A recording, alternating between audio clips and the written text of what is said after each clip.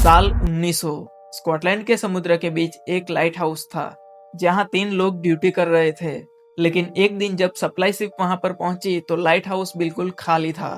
वो तीनों लोग बिना किसी ट्रेस के गायब हो चुके थे। ना कोई बॉडी ना कोई विटनेस, सिर्फ एक खाली लाइट हाउस और एक मिस्ट्री जो 120 साल बाद भी एक राज बनी हुई है। स्कॉटलैंड के वेस्ट कोस्ट से लगभग 30 किलोमीटर दूर समुद्र के बीच एक छोटा सा आइलैंड है। इस आइलैंड का नाम है इलन मोर। यह जगह इतनी सुनसान है कि यहाँ सिर्फ समुद्र की हवा और लहरों की आवाज ही सुनाई देती है। इस आइलैंड पर एक लाइट हाउस बना हुआ है जिसे दुनिया फ्लेनन आइल्स लाइट हाउस के नाम से जानती है। आज भी ये लाइट हाउस वहाँ पे खड़ा है।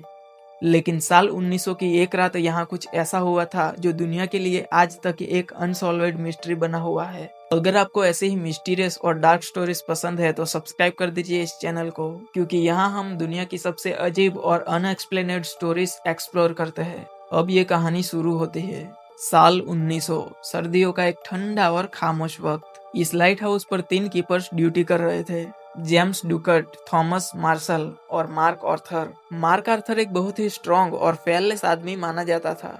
लोग कहते थे कि वो समुद्र के भयानक तूफानों से भी नहीं डरता था। उनका काम सिंपल था, हर रात वो लाइट हाउस का पावरफुल लैंप जलाना ताकि समुद्र में चलने वाली शिप सेफ रहे। सब कुछ नॉर्मल चल रहा था, लेकिन 15 दिसंबर को एक पासिंग शिप ने कुछ अजीब सा नोटिस किया। लाइट हाउस की लाइट बंद थी और ये ऑलमोस्ट इम्पॉसिबल था क्योंकि लाइट हाउस का लैंप कभी बंद नहीं होता। लेकिन इस टाइम किसी ने उस पर ज्यादा ध्यान नहीं दिया। लेकिन 11 दिन बाद 26 दिसंबर को एक सप्लाई शिप वहां पर पहुंची। नॉर्मली जब भी शिप आती थी तो कीपर्स डॉक पर खड़े मिलते थे, लेकिन इस बार डॉक बिल्कुल खाली था। रिलीफ कीपर लाइट हाउस के अंदर गया और अंदर जो सीन था वो एक तरह नॉर्मल भी था और डिस्टर्बिंग भी। टेबल पर खाना पड़ा हुआ था, एक चेयर गिरी हुई थी और क्लॉक बंद थी। लैंप परफेक्टली क्लीन और रिफिलेड था, जैसे कीपर्स कुछ मिनट्स पहले ही वहां से उठे हो। लेकिन लाइट हाउस में कोई नहीं था। लेकिन इन्वेस्टिगेशन के बाद लॉग बुक में एक अजीब सी एंट्री मिली। उसमें लिखा था, हमने इसके जैसा तूफान पहले कभी नहीं देखा। और एक लाइन ने इन्वेस्टिगेटर्स को और भी ज्यादा कंफ्यूज कर दिया, मार्क आर्थर इज क्राइंग। ये लाइन अजीब थी क्योंकि मार्क आर्थर एक अनुभवी सेलर था। ऐसा आदमी तूफान देखकर रोने लगे, ये बात किसी को हजम नहीं हो रही थी। सबसे पहला क्लू मिला रेनकोट्स का।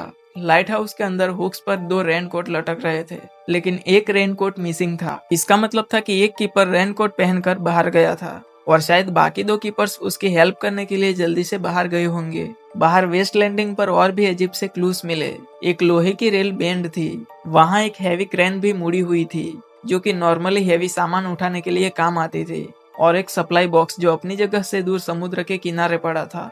एक्सपर्ट्स ने बाद में कैलकुलेट किया कि वहां डैमेज लगभग 30 मीटर ऊपर तक गया था। मतलब समुद्र की वेव इतनी पावरफुल थी कि वो चट्टानों पर बहुत ऊपर तक टकराई होगी। एक्सपर्ट्स ने बाद में थ्योरी दी कि एक जाइंट रॉक वेव आई होगी जो पहले एक कीपर को ले गई और बाकी 2 उससे बचाने गए होंगे, और दूसरी वेव ने उन तीनों को समुद्र में खींच लिया होगा। लेकिन मिस्ट्री फिर भी वही है, अगर ऐसा हुआ था तो किसी की बॉडी कभी क्यों नहीं मिली, और लाइट हाउस में स्ट्रगल का कोई भी साइन क्यों नहीं मिला। कुछ लोग कहते हैं ये सिर्फ एक एक्सीडेंट था, और कुछ लोग कहते हैं इलन मोर आइलैंड पर कुछ और ही था, कुछ ऐसा जो समुद्र की अंधेरी रात में जगता है। आज भी वो लाइट हाउस वहां पे खड़ा है, लैंप जलता है, शिप्स भी उसके पास से गुजर जाती है।